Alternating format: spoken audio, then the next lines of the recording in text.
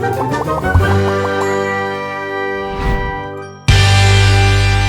Stories की दुनिया। The greedy princess.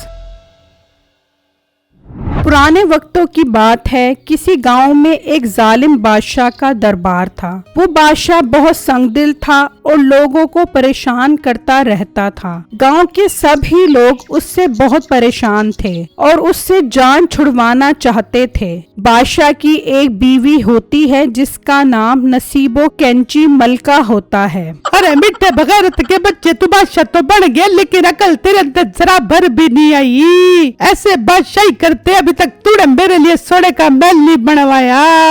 बेगम तू फिक्र क्यों करती है, मैं तेरे लिए सोने का क्या हीरो का महल बनवा दूंगा। थोड़ा सब्र कर, सारे गांव वालों को मार मार के निकालने दे यहाँ से। तेरे से ना बे कुछ, जब मैं मरूंगी तू तभी बनवा बेगा। अरे वाह बेगम, नेक काम में देर कैसी। तू अभी मर, मैं तेरे लिए हीरे मोती का महल बनवाऊंगा। लाला तेरी शक्ल पे मनुष्य इंसान, तेरे से ना बेगा कुछ भी, तू चूड़िया पहन कर बैठ जा। उस गांव में बिट्टू और रॉकी नाम के दो भाई रहते थे जो मीठे की वजह से बहुत तंग थे।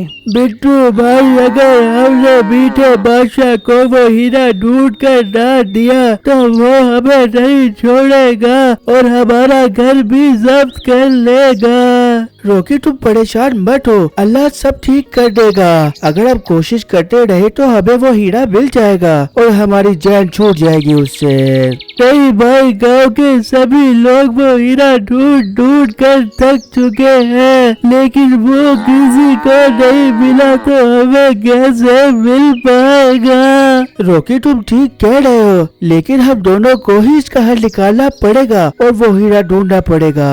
वहाँ मीठा अपने दरबार में बैठा होता है कि एक बुजुर्ग आता है। हाँ बाबे सुनाओ, कोई अच्छी खबर लाए हो या ऐसे ही मुंह उठाकर आ गए हो? बादशाह सलामत, हमने हीरे का पता लगवा लिया है। क्या बात कर रहे हो बाबा जानू, कहाँ है वो हीरा? बादशाह सलामत, वो इस गांव से दूर एक जंगल में एक चुड़ैल के पास है। उस चुड़ैल ने उस पर कब्जा किया हुआ है और उस चुड़ैल ने उस हीरे की हिरनी से शादी करवा कर उसके अंडे बच्चे निकलवा कर काफी सारे हीरे जमा कर लिए हैं। इसका मतलब अब उसके पास वो नायाब हीरे बहुत सारे हैं। जी बादशाह सलामत। हम तुम्हारी कोशिश से बहुत खुश हुए हैं। हमारे वजीर शाही खजाने से पैसे निकाल कर बादशाह को इनाम के तौर पर दिए जाएं। बादशाह सलामत, खजाने में पैसे कहाँ से आ गए? उसमें तो बिल्ली ने बच्चे दिए हुए हैं। सारे पैसे कहाँ गए? जान के अमार बुरा न लगे तो सारे पैसे मलका खा गई है। ओहो, ये तो बहुत दुख की बात है। बाबा जी, आपको हम हुक्म देते हैं कि आप अभी यहाँ से चले जाएं। हम आपका इनाम आपके घर पहुँचा देंगे। ठीक है बादशाह सलामत, मैं चला जाता हूँ, लेकिन पहले भी आपने यही कहा था, लेकिन अभी तक मुझे मेरा वो वाला इनाम भी नहीं मिला।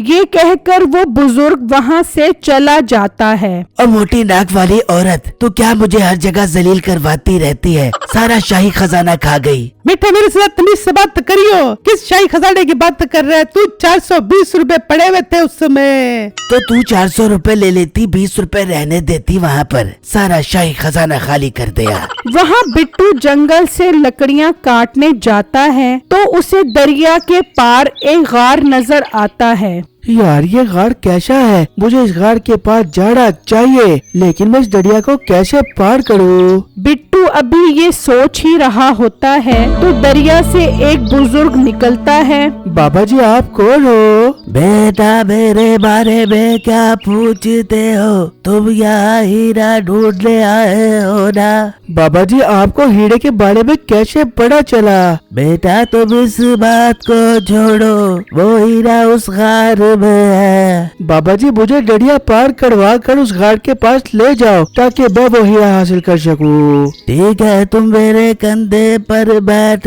जाओ, मैं तुम्हें उस दरिया के पार ले जाऊंगा। फिर बिट्टू उस बाबा जी के कंधे पर बैठ जाता है। तो जैसे ही वो दरिया के दरमियान में आते हैं, बाबा बिट्टू को दरिया में उतार कर बाहर आ जाता है। अब बेटा तुम इस दरिया में ही रहो, मैं अपने घर जा रहा हूँ। बाबा जी मुझे बाहर निकालो, मैं यहाँ से हिल नहीं पा रहा। नहीं, अब तुम इस दरिया से नहीं निकल सकते जब तक कोई और तुम्हारे कंधे पर ना बैठ जाए।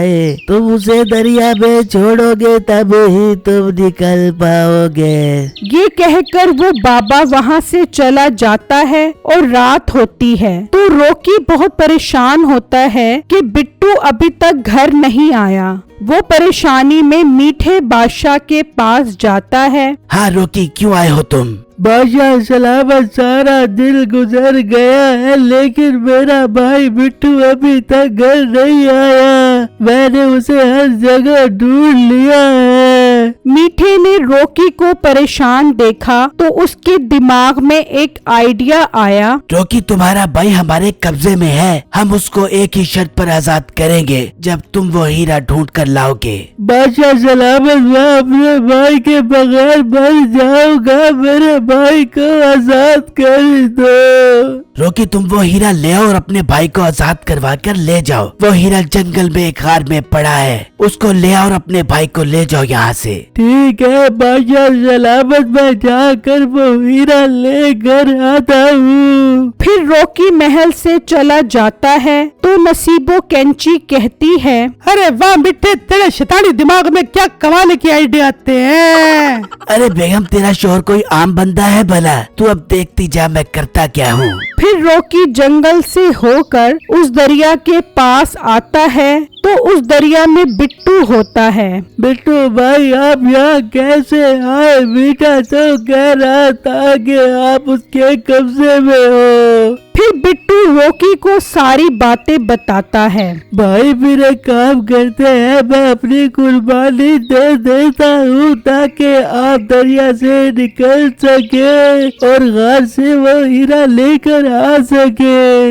रॉकी, तुम मेरे कंधे पर आओ, फिर मैं दरिया से निकलकर घाट से वो हीरा लेकर आऊंगा और तुम्हें भी इस दरिया से निकाल लूंगा। मेरे पास एक बहुत अच्छा आइडिया है। फिर रॉकी बिट्टू के कंधे पर बैठ जाता है और बिट्टू रॉकी को दरिया में छोड़कर बाहर आ जाता है और गार के अंदर चला जाता है। तो अंदर बहुत सारे हीरे होते हैं। बिट्टू वो हीरे देखकर हैरान रह जाता है। फिर जैसे ही वो हीरा उठाता है तो गार की चुड़ैल आ जाती है। अरे मोटे इंसान, तू मेरा हीरा चोरी करने आया है? मैं तुझे नहीं छोड़ूंगी और तेरी बोटी बोटी करके खा जाऊंगी। चुड़ैल बाजी, मुझे कुछ मत कहना, हम बहुत दुखी इंसान हैं। हम एक जालिम बादशाह के कब्जे में हैं। उसने हमें इस हीरे के लिए बहुत परेशान किया हुआ है। अगर मैं ये हीरा ना लेकर गया तो वो हम सबको मार देगा। चुड़ैल बाजी, आपको आपकी अम्मी की कसम, मुझे ये हीरा लेकर जाने दो। अरे मोटे इंसान, ये तूने मुझे मेरी अम्मी की कसम क्यों दे दी? मैं अपनी अम्मी से बहुत प्यार करती हूँ। जा, तू ये हीरा लेके चला जा। चुड़ैल बाजी, आपका बहुत बहुत शुक्रिया जो आपने मेरी मदद की। फिर बिट्टू वो हीरा लेकर रॉकी के पास आता है और उसके कंधे पर बैठ जाता है और रॉकी बिट्टू को दरिया में उतार देता है और खुद दरिया से बाहर आ जाता है। रॉकी, तुम ये हीरा लेकर जाओ, अब तुम्हारा काम है मुझे इस दरिया से निकालना। बिट्टू भाई, आप फिक्र मत करो, आप आज ही बाहर निकल आओगे। फिर रॉकी वो हीरा लेकर मीठे के पास जाता है। मीठा हीरा देखकर बहुत खुश होता है। अरे वाह रॉकी, तुमने मेरा दिल खुश कर दिया। बादशाह सलामत, वहाँ बहुत सारे हीरे पड़े थे, मैंने तो एक घूसा मारा तो वो चुड़ैल भी मर गई। वाह रॉकी, तुम तो बहुत बहादुर इंसान हो। तुम घर जाओ, तुम्हारा भाई तुम्हें मिल जाएगा। ये कहकर रॉकी वहाँ से चला जाता है तो मीठा कहता है, अरे वाह बेगम, अब तो अपने मजे हो गए। अब मैं वहाँ जाता हूँ, सारे हीरे लेकर आता हूँ। फिर मीठा जंगल से होकर उस दरिया के पास आता है तो बिट्टू दरिया में होता है। बिट्टू तुम यहाँ क्या कर रहे हो? बादशाह सलामत, मैं घर से हीरे लेने जा रहा हूँ। बिट्टू मुझे अपने कंधे पर बिठाकर ले चलो। ठीक है बादशाह सलामत, आप मेरे कंधे पर बैठ जाओ। फिर बिट्टू मीठे को उठाकर दरिया के दरमियान में लाकर छोड़ देता है और खुद दरिया से बाहर आ जाता है। बिट्टू तुमने मुझे दरिया में क्यों उतार दिया? मैं आगे क्यों नहीं जा पा रहा? बादशाह तुम्हारी यही सजा है कि तुम सारी जिंदगी इस दरिया में रहो। Bye bye. मेरी इस वीडियो को लाइक और मेरे चैनल को सब्सक्राइब जरूर कीजिएगा और मुझे कमेंट बॉक्स में जरूर बताइएगा कि आपको मेरी स्टोरी कैसी लगी। शुक्रिया।